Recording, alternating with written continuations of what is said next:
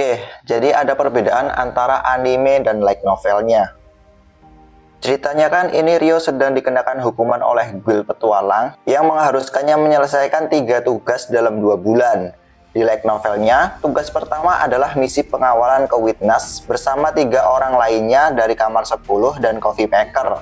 Pada kenyataannya, tugas pengawalan pulang pergi dianggap sebagai 2 tugas terpisah, satu untuk perjalanan pergi dan satu untuk perjalanan pulang.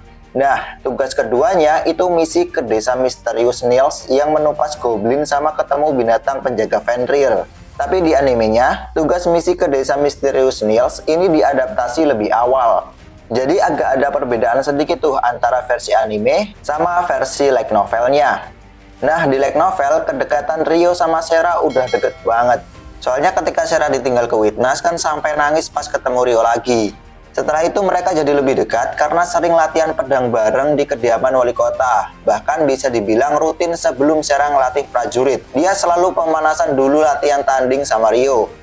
Terus pas Ryo mau jalanin misi ke desa Nils, Sera seperti gak ikhlas. Tapi Ryo nawarin kalau nanti dia udah pulang, Ryo janji bakalan lebih sering latihan bareng Sera dan traktir Sera makan kari di fill up station. Oke, jadi pengantarnya itu, dan video kali ini kita akan menceritakan bagian yang berjudul Orang-orang Bermata Biru.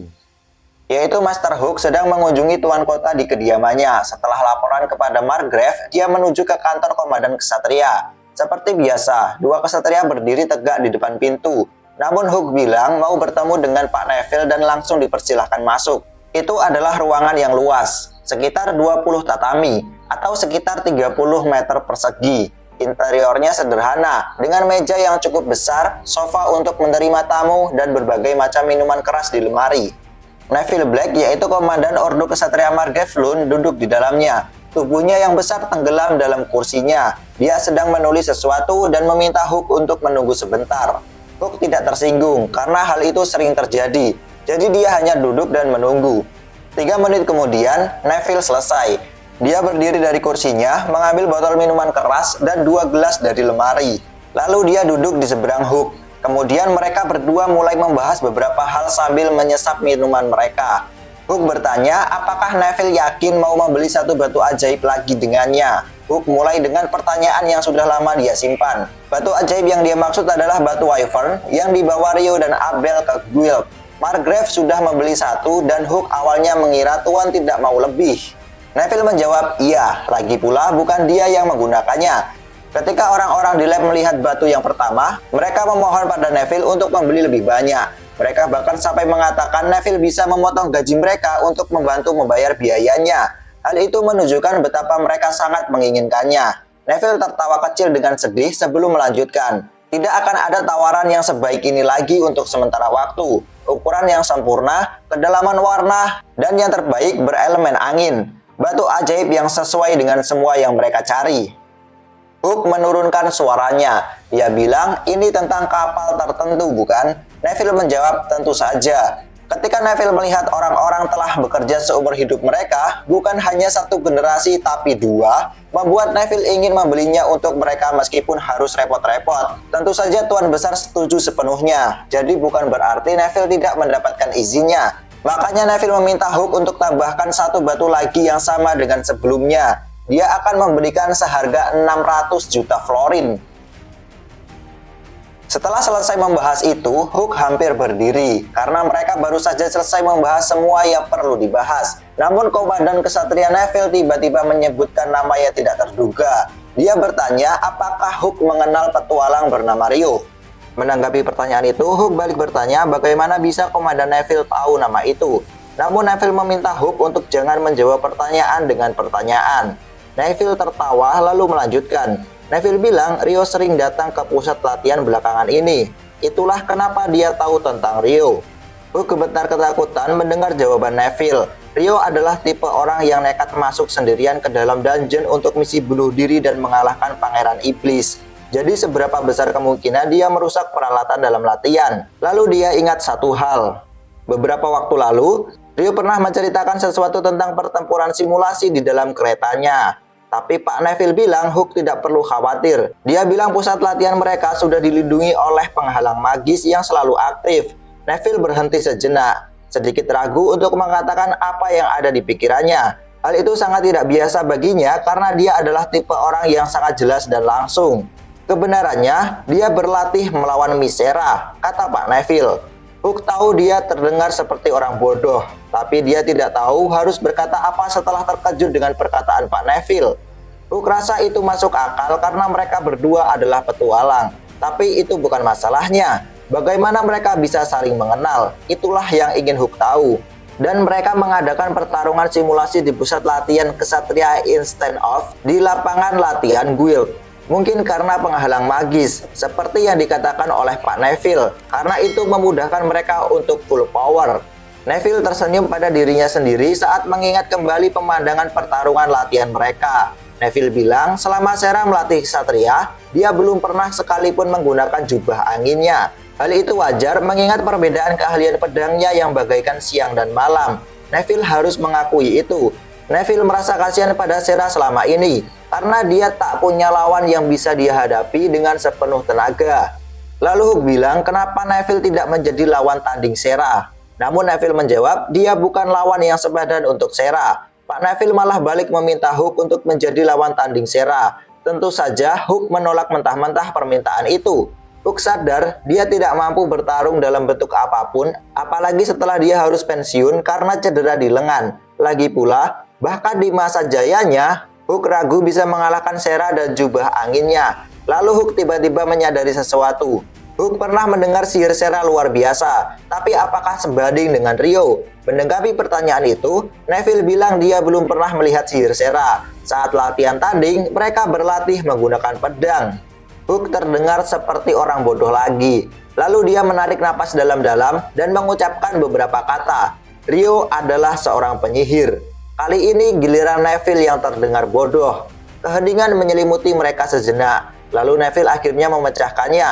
Yang sebenarnya ingin Neville katakan adalah dia harap Rio terus bertanding dengan Mycera karena pertarungan mereka benar-benar membakar semangat para ksatria. Setelah selesai dengan obrolannya dengan Pak Neville yang penuh dengan plot twist, Hook pun berpamitan. Ketika di perjalanan menuju keretanya, Hook bertemu dengan Sera yang terlihat bahagia. Saat itu Hook bertanya, apakah benar Sera sering latihan dengan Rio? Sera bilang hal itu benar, tapi Hook tidak perlu khawatir karena dia sudah mendapatkan izin dari Margrave. Hook bilang tidak apa-apa, karena Pak Neville bilang pertarungan mereka baik untuk memotivasi para ksatria. Sera pun tersenyum ceria mendengar perkataan Hook. Hook juga seorang pria, oleh karena itu senyuman Sera adalah kekuatan yang luar biasa. Tapi kemudian dia ingat cucu Margrave, Alfonso Spinazzola yang mencoba memaksakan diri padanya setelah kalah oleh nafsu birahinya dan berakhir dengan bahu yang hancur karena kebodohannya. Hook dengan putus asa mengalihkan pandangannya dari senyuman Sera. Sebelum pergi, Sera memberi tawaran jika Hook ingin ikut latihan, maka Sera akan dengan senang hati menerimanya. Karena mereka memiliki pendeta dan pendeta wanita yang sangat terampil di pusat pelatihan yang dapat menyembuhkan sebagian besar luka. Hook hanya diam saja, dan setelah Sera berjalan pergi, dia bilang dengan pelan bahwa dia tidak akan pernah mau menerima tawaran itu. Pada sore hari setelah 4 penghuni kamar 10 kembali ke Lund dari pekerjaan mereka, untuk pertama kali dalam beberapa waktu, Rio pertama kali makan bersama Sera di Fill Up Station. Setelah selesai, Sera kembali ke kediaman Margrave, sedangkan Rio menuju The Golden Wave. Abel punya banyak hutang budi padaku, Rio bergumam. Misalnya makan malam selama seminggu yang dia janjikan pada Rio di dalam dungeon. Abel belum pernah mentraktirnya sekalipun. Dan ketika Rio membuatnya terlihat baik di Witness, belum lagi Rio cukup baik untuk tidak mengubah si penyihir api sialan itu menjadi balok es. Artinya Rio ingin Abel membantunya apapun yang terjadi. Sebagian besar pengunjung yang datang untuk makan siang di sana sudah pergi. Di antara beberapa orang yang tertinggal, ada seorang petualang rank B yang sedang membaca buku sambil duduk di kursi ruang makan. Rio berencana meminta resepsionis untuk memanggilnya, tapi ini lebih baik. Rio langsung mendatangi Abel dan menagih hutangnya. Abel kaget dengan sapaan Rio yang tidak biasa itu. Lalu Abel bertanya hutang apa yang dia maksud. Kemudian Rio menjelaskan semua hutang Abel persis seperti yang dia katakan tadi. Mendengar itu Abel terkejut. Ternyata dia benar-benar lupa tentang itu. Dengan gugup, Abel beralasan Rio terlihat sangat sibuk. Jadi Abel tidak pernah menemukan waktu yang tepat untuk bertanya padanya. Rio menghela nafas dengan sengaja saat mendengar alasan Abel. Lalu dia duduk di seberang Abel. Rio bilang sebagai ganti makan malam selama seminggu, Rio ingin Abel membantunya dengan sesuatu. Mendengar permintaan Rio, Abel berpikir itu akan lebih sulit daripada membelikannya makan. Kemudian Rio bercerita, teman sekamarnya Niels dan itu akan mencapai batas 300 hari tinggal di asrama Guild dan harus segera pindah. Jadi mereka memutuskan untuk membeli rumah, dan Amon juga akan bergabung dengan mereka. Itulah mengapa Rio berpikir ini waktu yang tepat baginya untuk pindah dari asrama. Rio ingin melakukan berbagai eksperimen sihir dan alkimia. Jadi Rio lebih suka tinggal di rumah dengan halaman yang luas. Ketika Rio memeriksa rekening pagi ini, saldo yang bertambah menunjukkan bahwa 2 batu sihir Wyvern telah terjual. Abel mengangguk dengan penuh pengertian. Karena Margrave sudah membeli 1, pasti ada orang lain yang membeli lagi. Abel memuji kinerja Hook yang begitu ambisius dalam perdagangan. Kemudian Rio bilang dia ingin Abel membantunya mencari rumah. Dengan senyum semringah, Abel bilang Rio bisa mengandalkannya. Abel adalah orang yang berpengaruh di Lune. Popularitasnya yang luar biasa di kalangan petualang, sebagai salah satu dari sedikit petualang peringkat B di Lune, Abel juga dikenal baik oleh penduduk kota. Mengingat hal itu, Rio menyadari bahwa memiliki dukungan dari seorang seperti Abel akan mengurangi kemungkinan dia ditipu. Belum lagi fakta bahwa dia bisa mempercayai agen properti yang diperkenalkan Abel kepadanya. Jadi dia pergi mencari Abel untuk membantunya.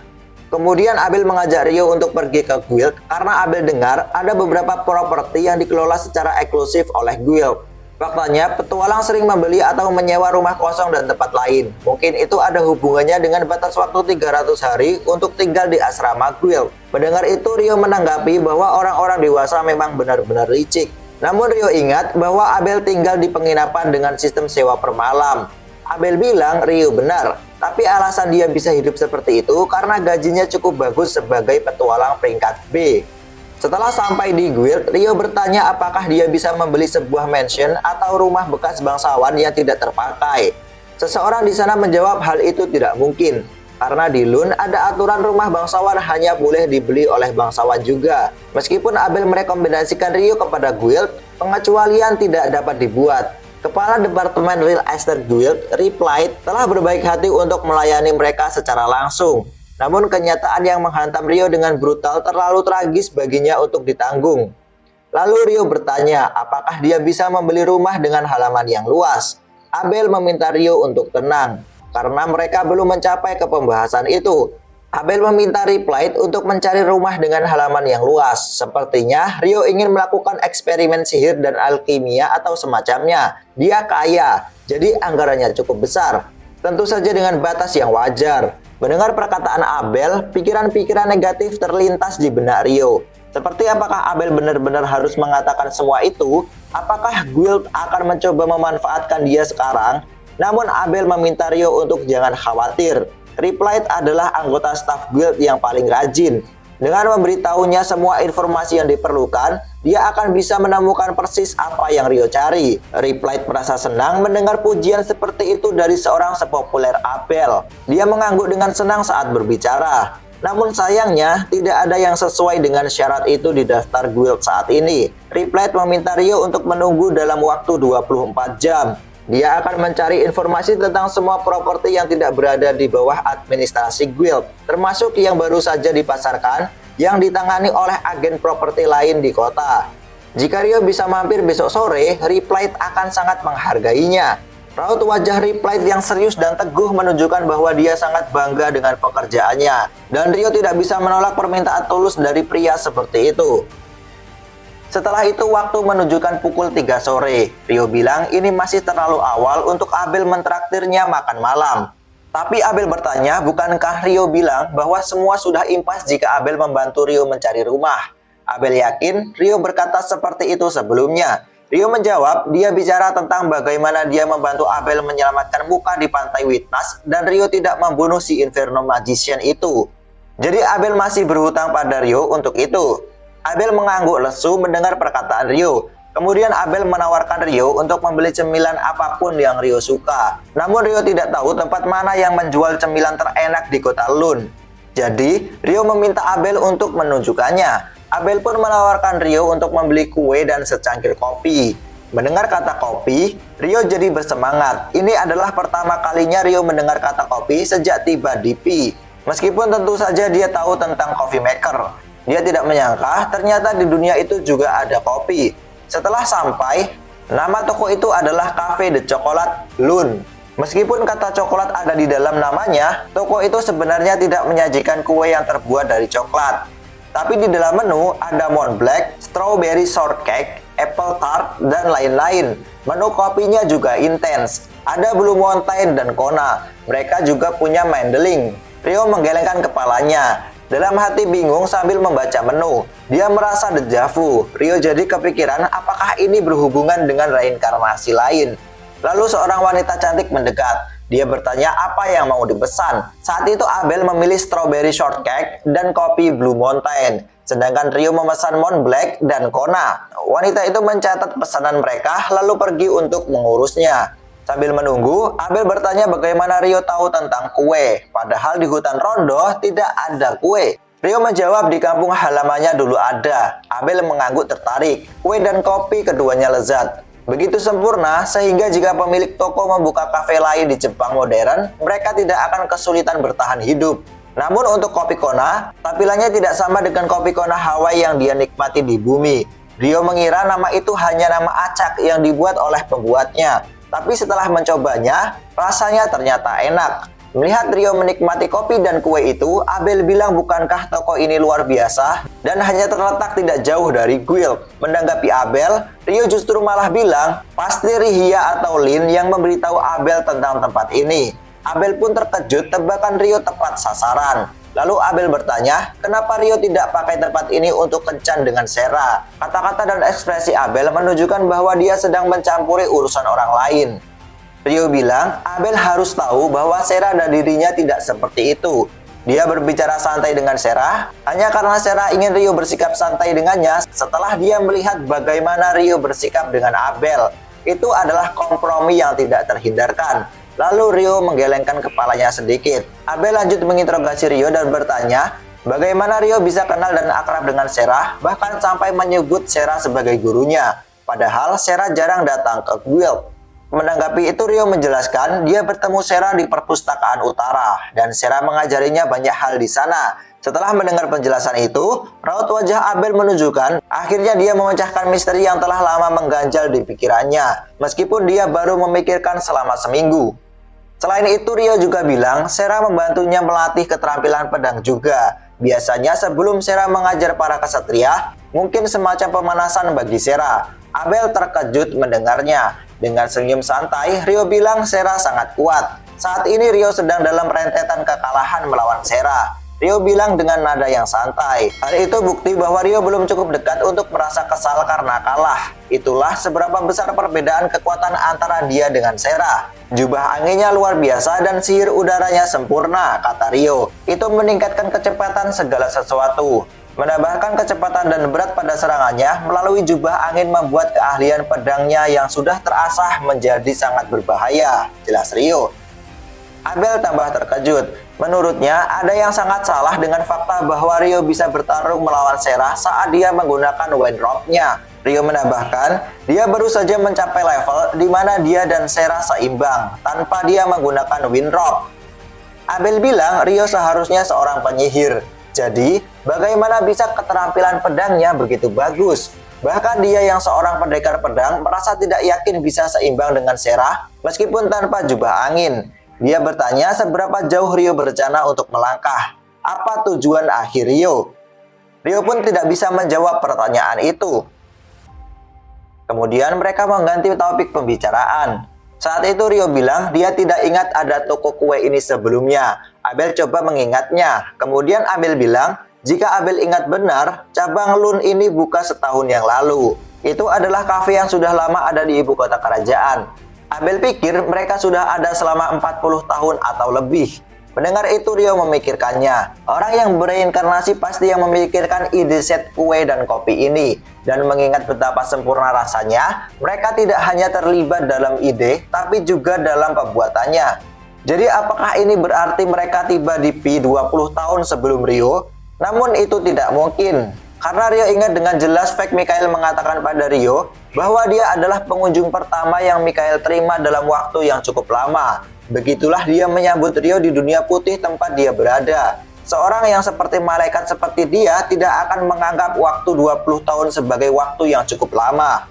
Tidak peduli seberapa keras dia menganalisis situasi, Rio tidak bisa menemukan jawaban yang tepat. Dan kemudian pertanyaan Abel berikutnya sepenuhnya memotong pemikirannya tentang reinkarnasi. Abel bertanya tentang kejadian di Witness. Saat itu, seberapa besar niat Rio untuk membunuh penyihir Inferno? Lalu Rio bertanya, apakah menurut Abel kekuatan penyihir Inferno begitu lemah dibandingkan dengan Rio? Dia bertanya sambil menghabiskan kue terakhirnya. Abel menjawab, iya pasti. Rio jauh lebih hebat daripada Oscar. Tapi Rio tidak setuju. Rio tidak berpikir selisihnya sebesar itu. Saat itu, dia menyerang dan Rio bertahan. Jadi mungkin terlihat ada selisih kekuatan saat Rio menghalau serangannya. Tapi, jika perannya terbalik, Rio bertanya-tanya apakah serangannya akan bisa menembus pertahanannya dengan mudah. Rio mengingat insiden itu saat menjawab, sihir air sangat bagus untuk pertahanan. Misalnya Ice Wall pasti bisa dianggap sebagai sihir pertahanan terkuat dan paling tangguh. Atribut air dan api juga faktor yang relevan.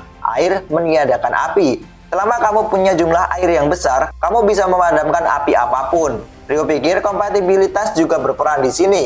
Namun kecepatan sihir yang dihasilkan oleh Oscar, atau lebih tepatnya kecepatan dia membangun sihir sangat cepat. Itulah mengapa Rio pikir ada kemungkinan besar dia bisa menangkis serangannya. Lalu Abel bertanya, kenapa Rio tetap memancing amarah Oscar meskipun dia sudah tahu hal itu?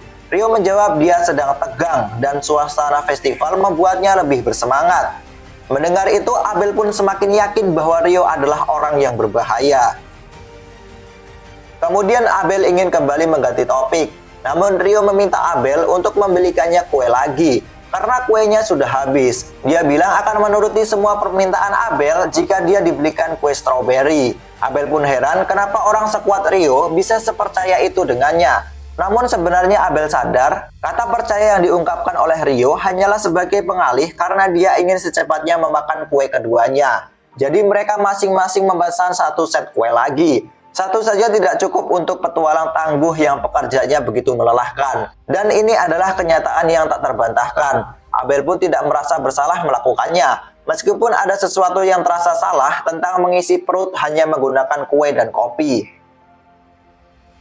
Kemudian Abel bicara. Dia meminta Rio untuk ikut dengannya. Dia mengajak Rio untuk mencari orang-orang mencurigakan yang berkumpul di sebuah bangunan. Mendengar ajakan itu, Rio bilang bukankah mereka seharusnya membiarkan pasukan pelindung kota untuk menjalankan tugasnya. Dari sudut pandang mereka, mungkin bantuan darinya hanya akan menjadi penghalang. Tapi Abel bilang bahwa dia mengenal salah satu perwira komandan pasukan yang bernama Nimur. Dan dialah yang meminta Abel untuk membantu. Rio ingat nama Nimur. Dia adalah prajurit penjaga gerbang yang menyambut Abel saat pertama kali dia kembali. Dia tampak seperti penjaga biasa saat itu, tapi ternyata dia adalah kapten di pasukan kota. Seorang perwira tinggi yang tidak sombong, sangat mengagumkan.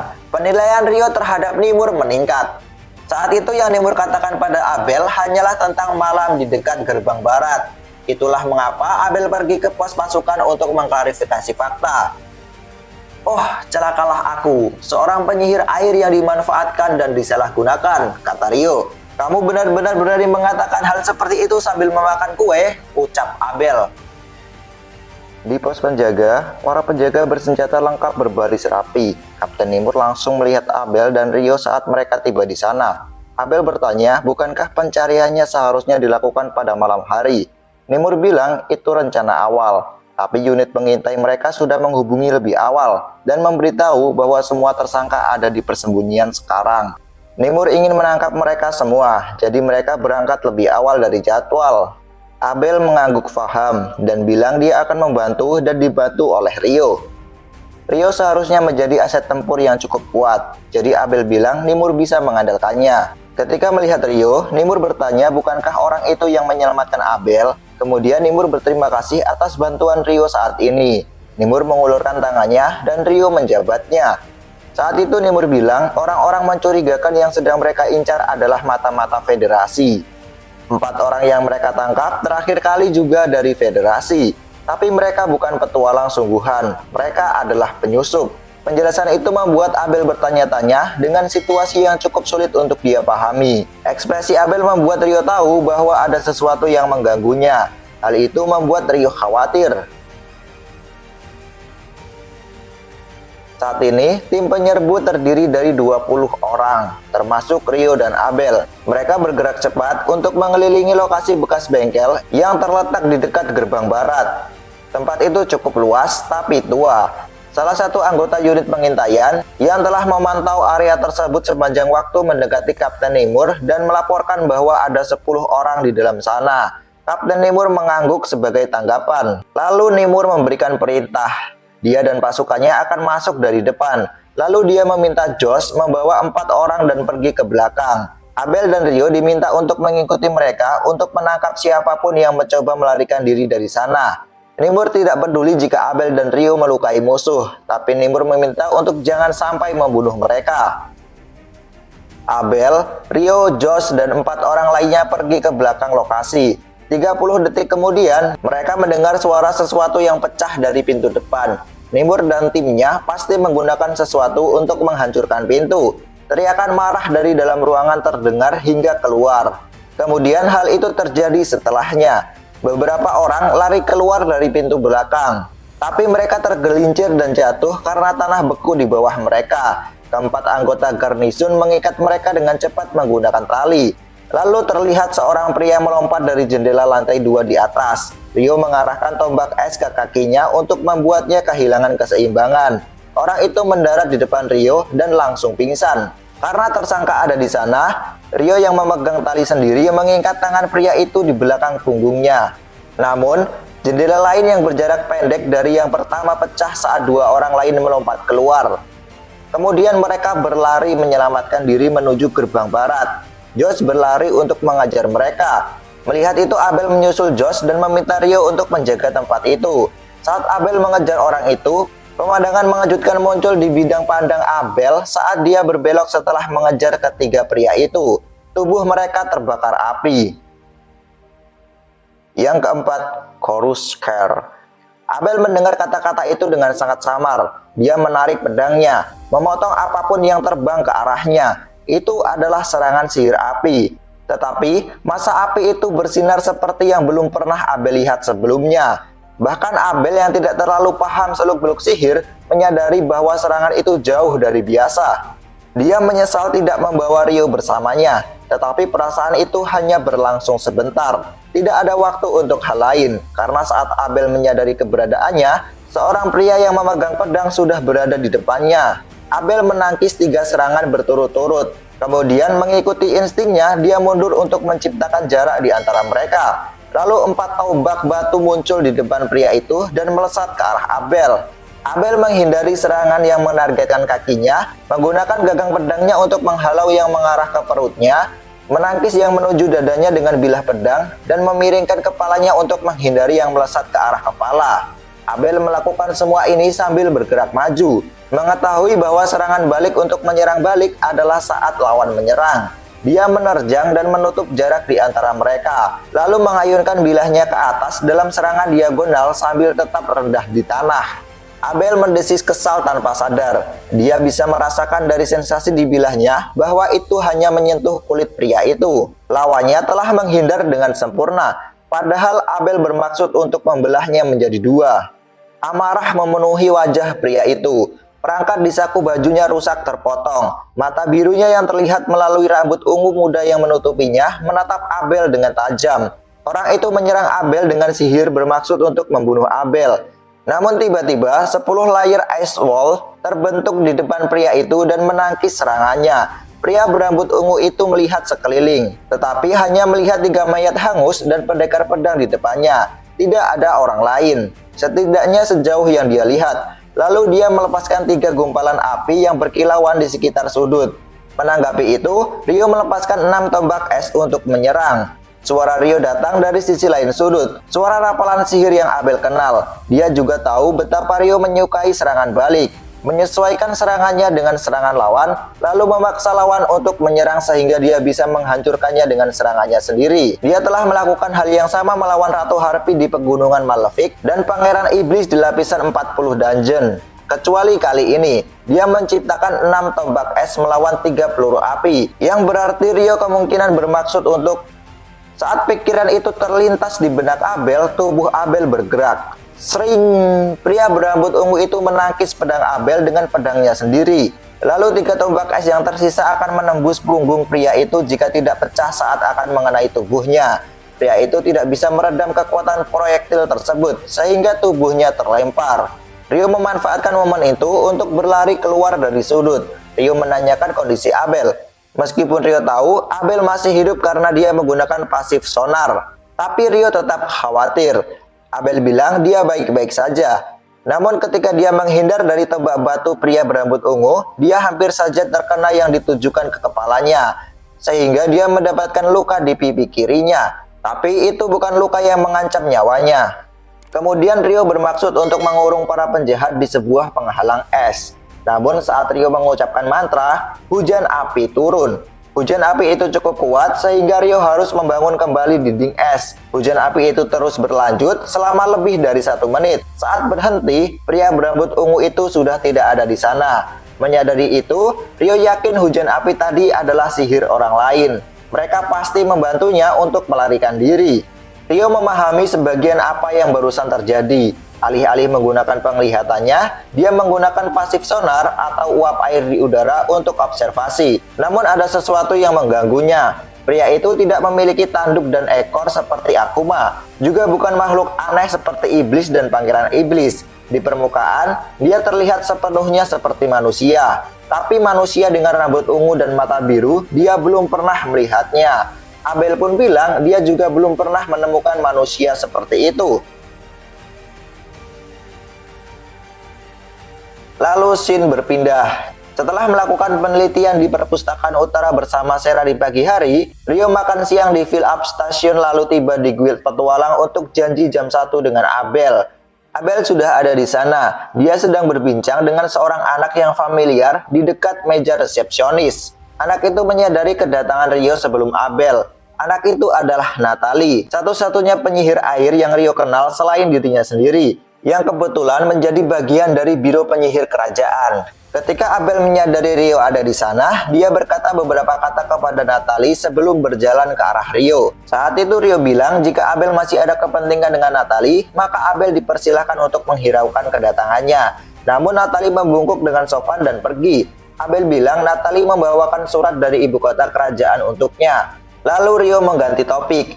Dia bertanya apakah setelah kejadian kemarin Abel mendapatkan omelan dari Rihya. Abel menjawab, iya. Mendengar itu Ryo paham betapa khawatirnya Rihya pada Abel. Namun luka di pipi Abel sudah tidak ada lagi. Pasti Rihya sudah menyembuhkannya. Lalu mereka pergi menuju ruang divisi Property Guild. Ketika Abel dan Ryo masuk ke divisi Property Guild, kepala divisi Replight berdiri untuk menyambut mereka. Dia berterima kasih karena Abel dan Ryo sudah bersabar. Lalu dia menunjuk agar mereka duduk di sofa yang ada di ruangan itu.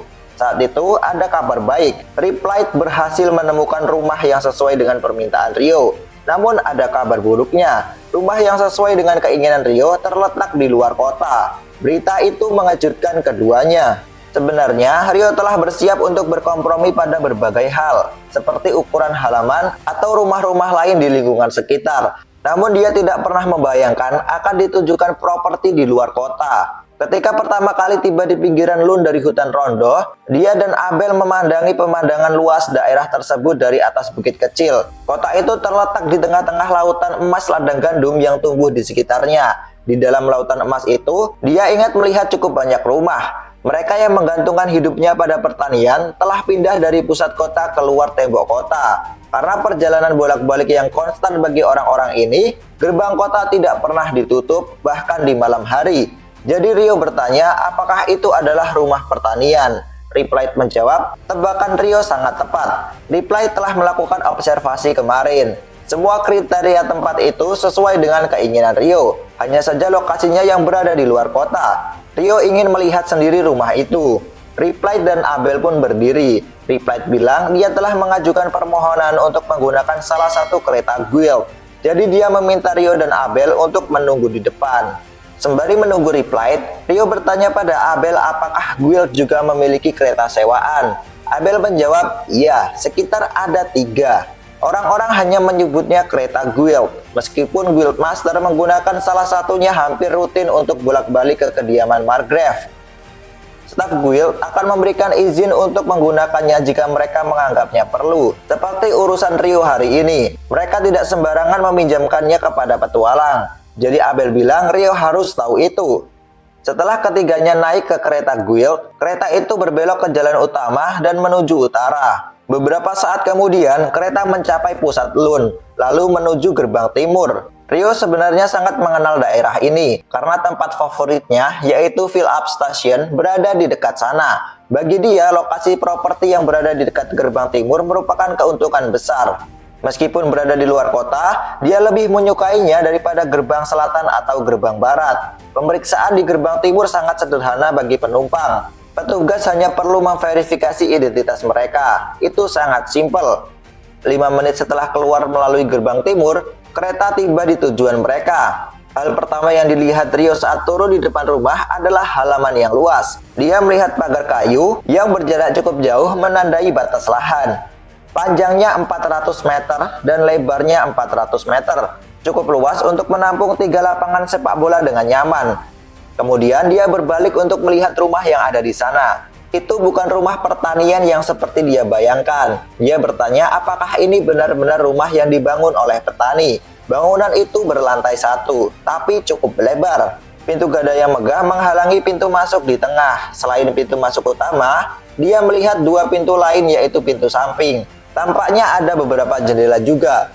Meskipun tirai jeruji tertutup saat ini, itu mengingatkan Rio pada rumahnya di hutan Rondo. Reply bilang itu memang rumah pertanian, tetapi keluarga yang memilikinya sangat kaya. Anak laki-laki tunggal yang mewarisinya dinaikkan pangkatnya menjadi bangsawan setelah keahlian tekniknya diakui di ibu kota kerajaan. Setelah dia pindah ke sana, dia mengundang orang tuanya untuk tinggal bersamanya. Itulah mengapa rumah dan tanahnya dijual. Abel mengangguk paham atas penjelasan Reply. Kemudian Reply melanjutkan, para petani lain sudah banyak membeli lahan di area sekitar rumah. Namun, properti ini telah dipasarkan selama hampir setahun tanpa ada pembeli potensial. Mendengar itu, Rio memperhatikan betapa rapi rumput di halaman depan dan area sekitar kandang ternak meskipun sudah setahun tidak berpenghuni. Abel bilang, Guild memberi misi untuk petualang rank E dan rank F untuk memelihara properti Guild. Jadi mungkin itu alasan rumah itu terawat dengan baik. Tapi Reply memotong. Pemilik properti ini tidak pernah mengajukan permintaan ke Guild. Itulah yang menjadi alasan divisi Real Estate Guild tidak pernah memeriksanya. Reply pun kembali memohon maaf pada Rio dan Abel. Mendengar itu, Abel malah jadi bingung bagaimana tempat itu bisa terawat. Lalu Reply menjelaskan, rumah ini adalah salah satu tempat yang diurus oleh perusahaan Master Smithhausen, seorang mantan petualang. Rio pun tahu nama orang itu. Alasan Rio tahu tentang pria itu adalah karena Nina pernah menyebutnya saat kunjungan pertama kali ke asrama Guild. Lebih spesifiknya, perusahaan pembersih milik mantan petualang mengelola pembersihan di sana. Lalu ketiganya berkeliling di dalam rumah. Tempat itu begitu bersih sehingga dia bisa pindah kapan saja. Seperti yang dia duga, pintu-pintu selain pintu ganda di pintu masuk adalah pintu samping yang menghubungkan bagian dalam rumah dengan dunia luar. Mungkin mereka dibangun untuk memudahkan membawa barang masuk dan keluar daripada hanya mengandalkan pintu masuk utama, seperti pintu layanan atau pintu belakang. Dalam hal yang sama, ada 2 pintu lagi yang terletak di bagian belakang rumah. Lagi-lagi, sepertinya pintu-pintu itu dipasang untuk memudahkan barang bawaan masuk dan keluar dari rumah yang luas. Di sana ada ruang tamu, ruang makan, dapur, beberapa kamar tidur, lalu beberapa ruang gudang. Dan akhirnya ada juga ruangan seperti ruang keluarga yang mengejutkan untuk sebuah rumah pertanian. Fitur paling mengejutkan dari interior rumah adalah meja dapur hitam besar, terbuat dari bahan yang mirip granit. Ruang ini sangat praktis bagi seorang koki. Ini adalah perabotan yang menunjukkan siapa sebenarnya pemegang kekuasaan sejati di rumah tangga ini. Tur mereka di rumah itu pun terus berlanjut. Tapi kemudian Rio menyadari sesuatu yang tidak menyenangkan. Tidak ada kamar mandi di sana. Wajah Rio tampak seperti patung yang menggambarkan kata putus asa. Ketika melihat ekspresi putus asa Rio, Reply pun merasa sedih karena kelalaiannya sendiri. Abel adalah satu-satunya orang yang tetap tenang. Abel menyarankan agar Rio membuat kamar mandi sendiri. Saran yang dilontarkan dengan santai itu membuat Rio kembali bersemangat. Rio bertanya pada Reply apakah dia perlu izin atau apapun untuk melakukan renovasi. Reply bilang sama sekali tidak. Itu sebenarnya salah satu alasan kenapa Reply merekomendasikan properti ini. Jadi, jika Rio tinggal di dalam kota, Rio harus meminta berbagai persetujuan dari otoritas terkait. Bahkan misalkan untuk memperbaiki dinding rumahnya sendiri. Tapi di tanah di luar tembok kota, Rio bisa melakukan apa saja asalkan tidak mengganggu jalan utama. Jika Rio meminta, Reply juga bisa membantu Rio untuk menyewa tukang kayu yang terpercaya dan para pengrajin lainnya. Rasa putus asa yang tadi terlihat di wajah Reply sudah hilang. Kemudian Rio mulai negosiasi harga. Reply bilang, termasuk properti itu sendiri, plus semua dokumen dan prosedur yang diperlukan, totalnya 50 juta florin. Reply bertanya apa pendapat Rio karena dia membulatkan harga ke angka bulat terdekat. Rio pun langsung deal tanpa menawar. Bagi Rio, lokasinya di luar kota bukanlah masalah. Pertama, dia bukan tipe petualang teladan yang setiap hari pergi ke guild untuk menerima kerjaan. Yang kedua, dia tahu banyak restoran fantastis, termasuk Fill Up Station dekat dengan gerbang timur. Meskipun harga di tempat-tempat ini ditujukan untuk orang biasa, makanan yang disajikan jauh di atas standar. Poin besarnya yang ketiga dari properti ini adalah lokasinya yang jauh lebih dekat ke perpustakaan utara dan kediaman Margrave. Namun keuntungan terbesar dari properti ini adalah halamannya yang luas, bahkan lebih luas daripada area di dalam pagar di hutan Rondo. Dia sama sekali tidak membayangkan ukurannya akan sebesar ini. Meskipun dia kecewa karena tidak ada kamar mandi, dia bisa membuatnya sendiri, sehingga masalah teratasi. Jadi, menurut Rio, dia tidak ada alasan untuk menolak properti dengan kondisi sebaik ini. Kemudian scene berpindah. Irama kereta menggoyang pria berambut ungu dan wanita berambut ungu di dalamnya. Wanita itu menghembuskan napas pelan dan meminta penjelasan pria itu karena misinya seharusnya adalah mencari penyimpangan. Tapi pria itu malah membunuh 3 orang dan kemudian bertarung dengan 2 orang lagi. Pria itu menjawab dengan tenang, itu bukan salahnya. Dia sedang mengoperasikan prop ketika tiba-tiba 3 pria berlari ke arahnya. Dia tidak punya pilihan lain selain membunuh mereka karena mereka sudah melihatnya. Lalu si wanita bertanya, prop itu akhirnya hancur bukan? Dia bilang seharusnya pria itu kembali ke menara sebelum melakukan langkah selanjutnya. Lalu si pria itu malah bilang, jika dia bertemu lagi dengan pendekar pedang dan penyihir itu, dia pasti akan menghabisinya. Untuk pertama kalinya, pria berambut ungu itu akhirnya menunjukkan emosi sebagai respon terhadap ucapan temannya. Lalu si wanita bertanya, apakah pria itu yakin bisa melakukannya? Si pria menjelaskan, segel yang dipasang padanya membuat dia tidak bisa mengalahkan mereka saat itu. Meskipun begitu, kedua orang itu memiliki kemampuan bertarung yang sangat tinggi untuk ukuran manusia. Tapi pada kesempatan selanjutnya, jika mereka menghilangkan satu tingkat segel, dia yakin bisa dengan mudah mengalahkan keduanya sekaligus. Melihat si pria menyimpan dendam, wanita itu tidak ingin ikut campur dan membiarkannya melakukan apa yang dia mau. Wanita itu mengangkat bahu. Dia berkata, meskipun mereka tidak bisa mengidentifikasi sumber anomali itu, dia sudah muak dengan kota Lun. Rencananya begitu mereka mendapatkan prop baru, mereka akan menyelidiki lokasi lain. Wanita itu bilang mereka tidak ingin kastil itu jatuh. Belum jelas kastil apa yang dimaksud oleh mereka.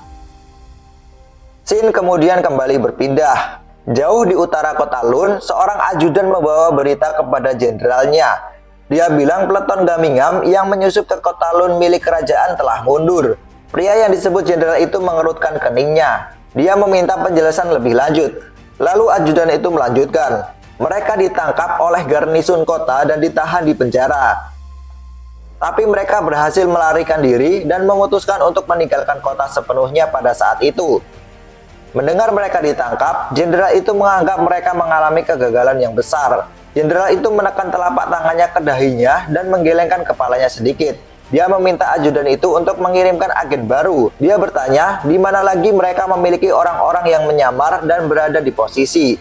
Ajudan itu bilang, kecuali Margrave Lun, Marquessate Hope, Dukedom Shrewsbury, dan Flitwick, lalu ibu kota kerajaan. Mendengar penjelasan itu, si jenderal menyimpulkan basis selatan mereka telah hancur. Si ajudan coba mengatakan tentang Marquis Hailin. Ekspresi ajudan itu juga menjadi pahit, mencerminkan ekspresi jenderal. Namun jenderal meminta untuk melupakan dia. Tidak ada yang bisa mereka lakukan di sana, dan dia lebih baik tidak mengganggu sarang tawon pada saat ini. Itulah tepatnya mengapa dia harus bertindak terhadap Margrave Lune, karena wilayahnya berada di selatan. Setelah mendengarkan arahan itu, si ajudan memberi hormat, lalu keluar dari ruangan. Saat sendirian, jenderal itu bergumam pada dirinya sendiri. Kita harus sampai tepat waktu, apapun resikonya. Kemudian ini adalah bagian epilog volume 2. Di Alam Putih, seperti biasa, hari ini Fake Mikael bertugas mengelola beberapa dunia. Dia memegang tablet batu biasa di tangannya. Dia sedang melihat pertarungan Rio dan penyihir Inferno. Tapi menurut Mikael, kali ini hanya pertempuran kecil, semacam pemanasan saja. Jadi tidak ada kerusakan yang serius. Namun tabrakan yang akan terjadi antara Rio dan Oscar akan sangat dahsyat. Dia bilang Rio memang ditakdirkan untuk menjalani kehidupan yang penuh peristiwa. Hal-hal yang cukup rumit sebagai seorang reinkarnasi. Jadi akan menarik untuk melihat apa yang akan terjadi selanjutnya. Setelah bergumam semua itu, Fake Mikael mengusap tablet batu untuk melihat ramalan masa depan. Dia terkejut, ternyata ada hal lain yang menanti Rio. Mikael bilang, Rio memang ditakdirkan untuk menempuh jalan Asura. Biasanya seorang reinkarnasi tidak akan terjebak dalam kekacauan semacam ini. Rio akan hidup di dunia yang jauh dari kehidupan damai dan tenang. Mikael sangat berharap Rio akan selamat dari cobaan itu. Baik, ini adalah akhir dari cerita episode kali ini. Jika kalian suka dengan video ini, silahkan tinggalkan like, komen, dan subscribe agar kalian tidak tertinggal dari episode-episode selanjutnya. Terima kasih karena sudah menonton hingga akhir dan sampai jumpa.